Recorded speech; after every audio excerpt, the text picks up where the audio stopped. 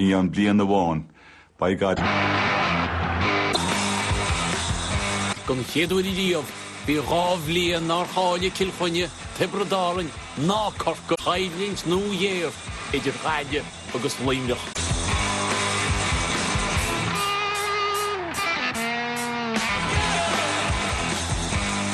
Stoig bheith tará gur thosa renaissance na Thomána Gaeilge gceart an 1972 nar a chrú Gaile críomh faoifici híam. An sin 1972 ar nói a bhfuil si a tuberdáin a glufa ceanise na srathe sár chlufa go deo. Now, bhí sé a glufa ceanise ammána 72 agus 79. Sa dá chlufa. A point here could put Kilkenny into the lead. High enough, it's gone in towards the goal. Seamus, it's a goal!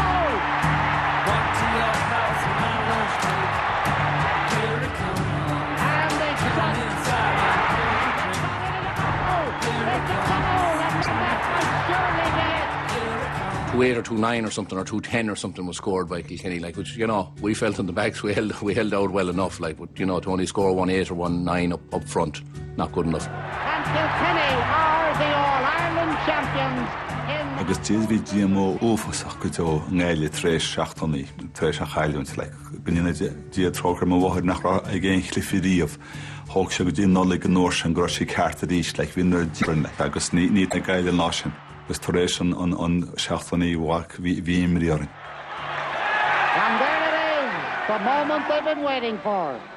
Kilkenny, All-Ireland champions of 1973. Limerick back after 33 years in the wilderness. Noel McKenna belts it out to this side of the field. Coming out to it now is Richie Bennett. And Richie's shot is high, and Richie's shot is good! Bhí leanta níos ára ag líimneach agus chuidir go léironn sin fanta seach míana níos dearnaí. Just look at... Joe McKenna, ach bhí creachtach den bhar Gorny. Agus an 1980 deidir le hub corca háú a glufa ceannis na mún don géadúir le 3 bliain agus 3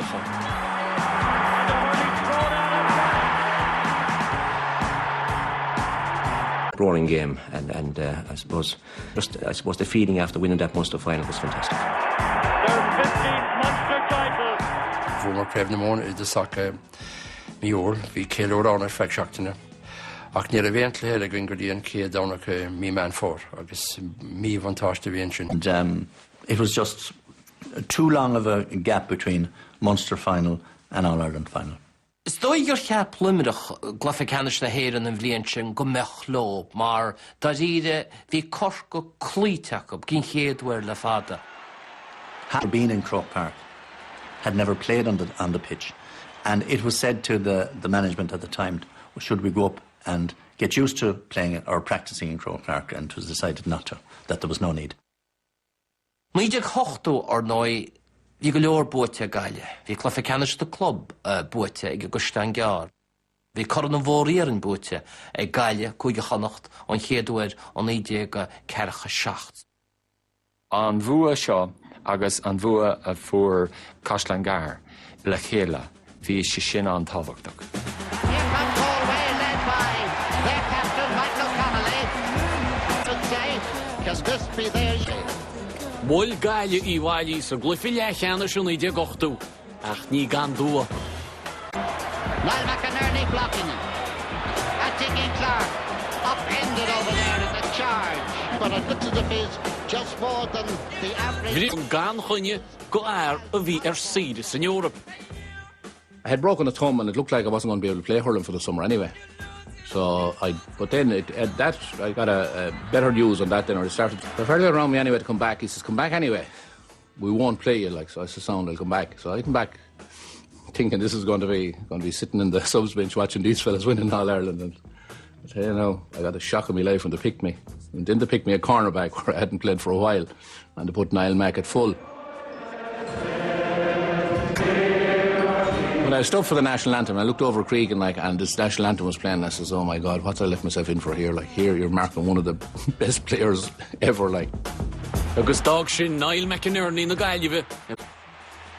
Game, and was always kept for scoring 2 or 3 goals, and the fact that Niall McInerney went into full back was a surprise. We didn't even anticipate that, but it worked. Ron Flanagan Thosamid go mai, agus fuaimid cúpla cúl go tappi. Joe Connolly in there. Leonard Enright still in there. Out to this side of the field now with 24.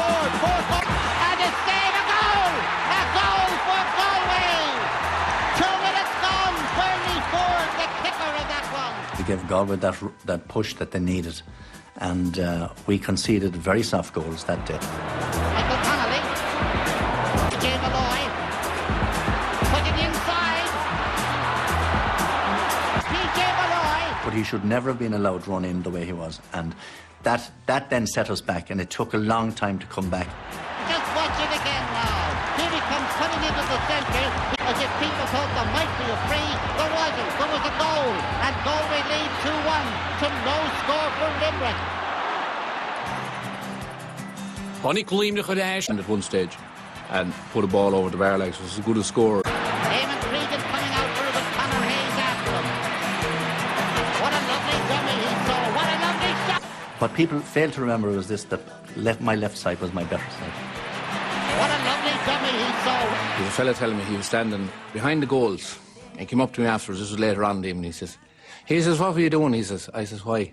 Didn't you know? Well, he says, Cregan was going to hit that in his left, didn't you? No, I says, I didn't. Well, I knew it, he says. Well, I says, pity you weren't cornerback. Being Cliff is foul, a Jimmer Shady of a cool body in the Gaelic. Keneally changing his... He got his body in the way, he got his hurling in the way, he got the hurling ways that a goalie dreams of. The Fitzmaurice, a great save, a great... Joe McKenna, a loving ball is brought down, knocked out some way by Michael Keneally. Joe McKenna back in it, put forward, through, he takes his shot, it's saved, and it's saved by Michael. He was like that, though, as you say in Galway, he'd stop marbles when they come to it, like. By Joe McKenna, and it's saved by Michael Keneally. Ach, by Tos Pontus Eintach Aonid, Bernie Ford. And another point picked out from way out the field, from meters out there. Bernie was running right, and our men on the line were a little bit slow, I think, on that day, because like we had Pat Herbert there, and the change wasn't made. Like, sure, he was the match winner. There once again by Bernie over to the left, touch, beaten by Bernie Ford, and Bernie racing clear now. It's high, and it's over the bar. Cool agus cúi Colini, Sidabal stop a chur leis. Bine an fear rinne an difriocht. And Michael Connolly has gone into the full forward position. And it's Bernie Ford. Bernie Ford getting the ball into his hand. He only meant it. Breaks out to this side. Steve Mahan up the board. Bernie Flacco. And he's taken full advantage of it. Bernie Ford, unlucky 13 for Limerick. It's the second of the Dernach gon Clefishin. Bhí chance ag Limerick on Clefishin Ruchtal. I had a ball in my hand, and I could see Joe McKenna inside me. And this is Eamon Cregan. I said, this guy's going to hand pass this. You know what I mean? Again, he's not going to hit it. And whatever way I stood. Into Liam O'Donoghue. And this is Eamon Cregan. And his pass is intercepted by Conor Hayes. And unfortunately, I hand passed it with the tops of my 2 fingers there instead of my hand.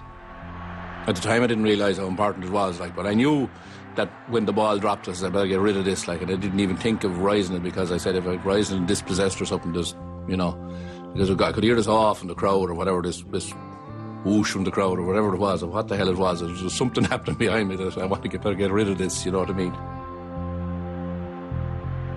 When you look at it again, if it went through, I'd say McKenna was probably clean through anyway, you know what I mean, as it turned out. But it was a lucky one. I mean, it was one that, whatever bit of instinct I had to play to see what Cregan was going to do, was I guessed right. Now, had I guessed wrong, I wouldn't be sitting here talking to you about winning in All-Ireland in 1980.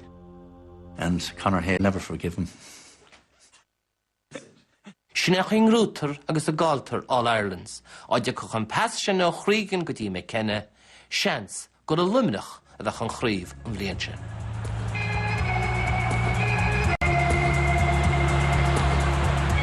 Gapil nóid le chail nuair a fuir John Ryan an líne diatróchar an pointe chur cheire faointe I gceannas an scréachíd gus go rá an nám beag nach cheitid. A shot that's gone over the bar for a point there. His first shot of the game. Níor ceappa díomh gomach críomhach. Agus bhí sé deacraí cheadú béidir san nóméid deidir sin an teannas béidir imi, just ar féin ar cheapmud gramas Gaelic uachta. 21 points to 18 in favour of Galway. Galway, there's the final whistle. Galway are the champions. Galway 2-15, Limerick 3-9. It's been a long time coming, but there it is for Galway. McCarthy from his grave, I am with you now, this September day. Well done, Joe McDonough. I always remember the following morning, and I've said this before video, and Terry Wogan was on. Winner takes it all. That song came on. I thought, yeah. But that's said every place.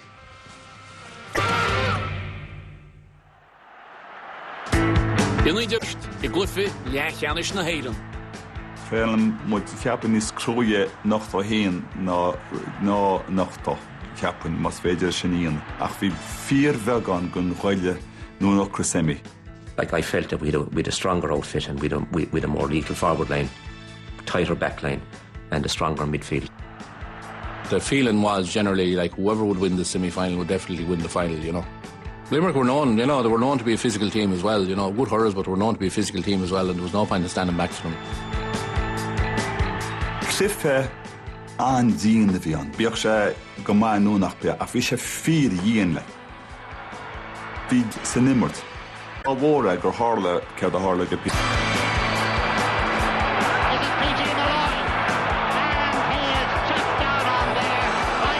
The ball broke and PJ came across and went down to pick it up and didn't win to go with. I thought it was a complete accident, but I'd say the biggest problem there was that Sean walked away from the challenge. Probably didn't go back to see, like there was a fair amount of blood there. And I suppose when Noel came down onto the scene and saw the blood, they went off.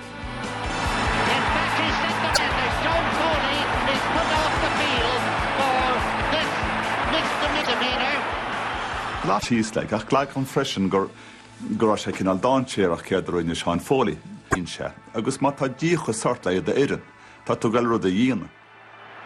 Ach jeolín bhí sé scailtí le chuil agus bhí fuileáin agus bhí droch chuma ófasach ir.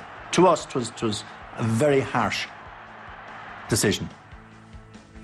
Went against us. It was a big blow to them because he was one of their more seasoned and he'd be one of their leaders as well. Chuirín ruiger bhirstile chumá ruhríoch an chluife, gan na pecaíoch an Donald.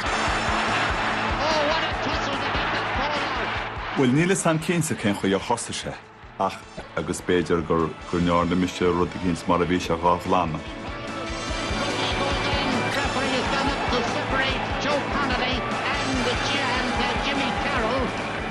Céad le nóla duna thu steach le agus nó méid a chonig muid é bhí san gramid a dribblóid le.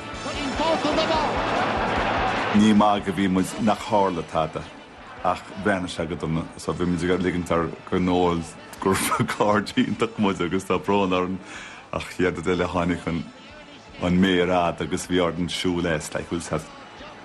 Ach siú leis bhí san an bhirtein gur a botúntíanta, bhí san nach rá táda ófasach tálaí le, so just churmid lábh a hátar i chéile agus sorry about that, Jimmy, sorry about that, Joe. We'll set agus the swinnig me with the gan caiice because much on the harder shepherd. Joe Connolly and Jimmy Carroll, their arms around one another. I nearly think the ref may change his mind and say, let's come back on here. All right, do you know what I mean? Copy yourselves on. But anyway. Ball goes on the loose to John Ryan. We were down tossed like Jerry, because we chance, because Sheelangur on Poxir. Deire for Gaile bhí an ara gur Limerick an níos sin go bhfuir muid sin le iad a chur a chó scór.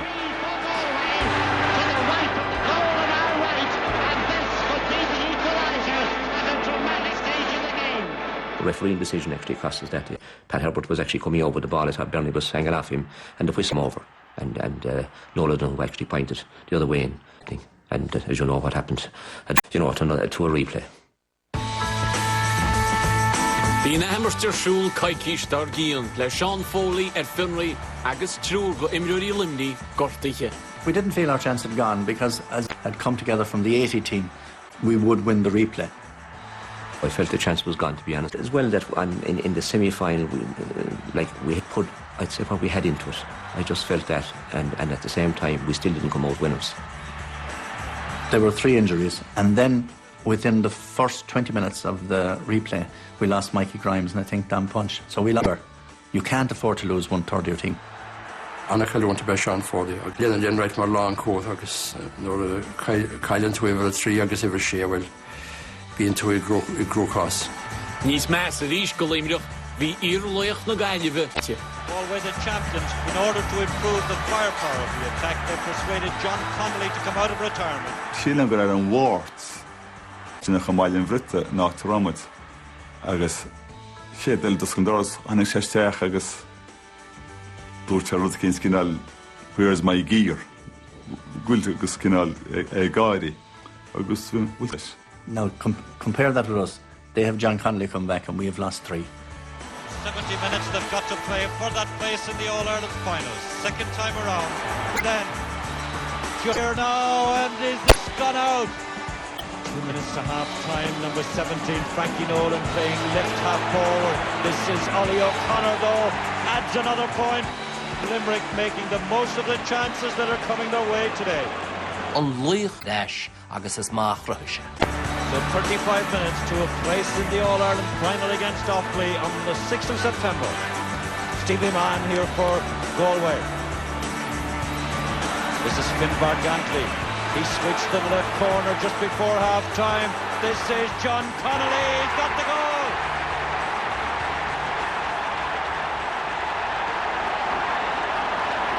Ach buid Joe Connolly agus ní John Iarlaoch na Gaillimhe sa dáile.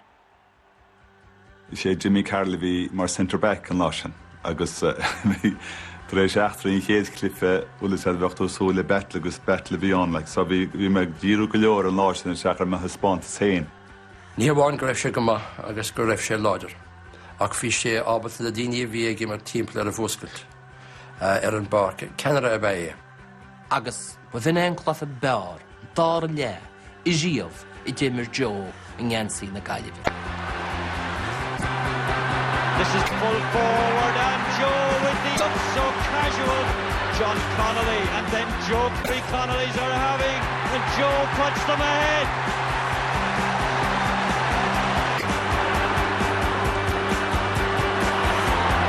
This is Joe Connolly. Joe has got the shot and they're really on target now. Joe Connolly. Lindbergh Gantley on his left, but Joe takes the point. The shot from Joe and getting the point. Galway just can't miss that. Long delivery from Jimmy. Joe Connolly here. He must get the goal. He does. Ach háirlis an lásin bhfuil is head bhaintí agus cúil agus háirlis bhfuil is head. You always have to have one player setting the standard. The rest then will rise up and follow. So you have to have leaders, and John Connolly was a leader in 81. Mór an trúa cad a háda ní bhfuil is head mar mílíonn sé an smíine bh chagat fiúin ar an taspáint a do héin le mar ní léon de chuimre agamsa a háda ní sin. Ach céir do hála na sin. Fuí bhhailín ceannas ar Gaile. Flaherty is inside. And the ball is in. Ach trí chlufií í fós. I was coming in here this morning, I was saying, like, how are we going to think of all these things, but they do come back to you, like, all those memories, like, it means incredible how vivid they still can be, like. Sanam Shaw, Cosselenish, you know, vi midja na coni len kaman, vi midja gimmert gach nomad arau. New rivals had come into place. The old fellas, Tipperary, Cork and Kilkenny, were not there. You look at teams today, they'd be ranting and raving about teams today, but I think like the players going back 20, 30 years ago were more skillful than the teams today. And there was a great atmosphere then between Limerick and Galway. We were close, nearly neighbours, except for Clare. Clare were in the way. Caithfidh míad an amháint a scapi fúd na tír fad. So, rinne bhaint na Gailí sin. Is mór an trógur bhfuil limnach a chail, but sin scéile le.